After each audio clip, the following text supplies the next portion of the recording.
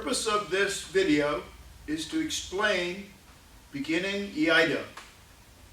I'm going to use a bokken, a wooden sword, rather than an Iaido, so that you can see that it's doable without having to, in either style, Toyama-Ryu Battoh or the Aikitoho Iaido, even with the Eshinryu Iaido.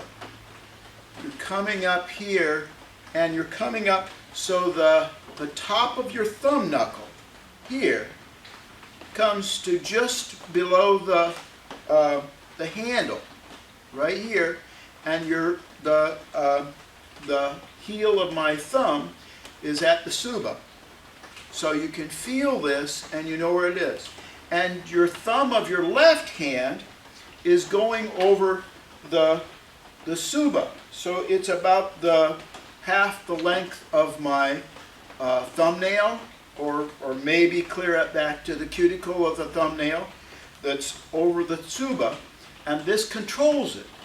So if you have an old sword that the saya, the opening of the scabbard is wobbled out, and when you drop over like this, it's going to drop out. So by having your thumb over it, you can control that and keep that, and you move this in and out by controlling with your thumb. So there's going to be people, and I slam this a little bit to get the bushing here to keep the saya tight against the handle. There's going to be people who want to push with the tip of their thumb when they're getting ready to draw. That's not the proper way to do it. So you want to have that control to where if you decided not to draw, you could pull that back in.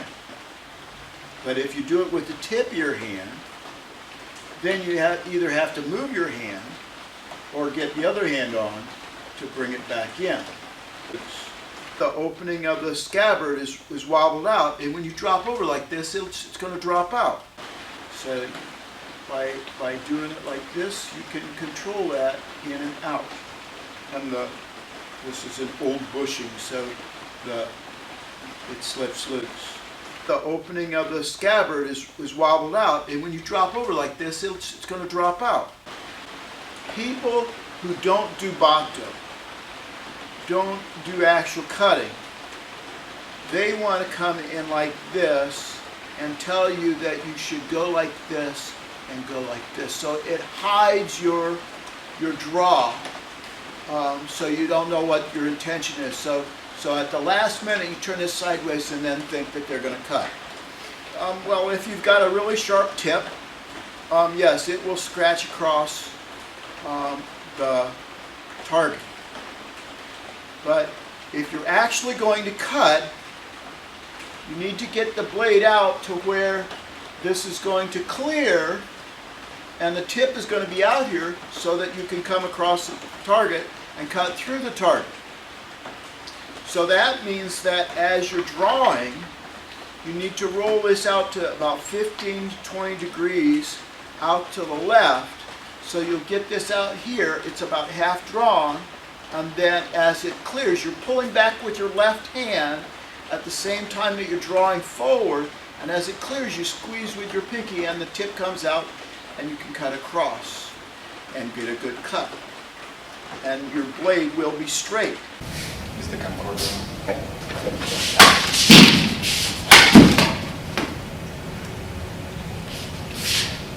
So when you're doing something like this, good luck on getting your blade straight. You know, maybe 20 years, you'll get there. The Toyama-Ryu Battoh was being taught to officer cadets. So probably four to 5 months that they'd be in training. So they had to take somebody who had never handled a sword, and in 4 to 5 months have them up to where they could cut. And so they were simpler draws and simple curriculum. but it had to work in a short period of time. So you didn't have time to learn how to do this and then get this. And another thing about this is, if you're trying to catch the sword like this, good luck on getting your hand straight, in order to, when you do get it out, and you do get it straight, that your hand is going to be straight on the handle for it to cut across. So the other advantage of coming in like this and rolling out to the left around that thumb knuckle is that your wrist is going to be just about straight when you get to the point where you're ready to start to draw. And that means that your hand is going to be straight on the handle. So when it does get out here, it will be straight to do a straight cut across.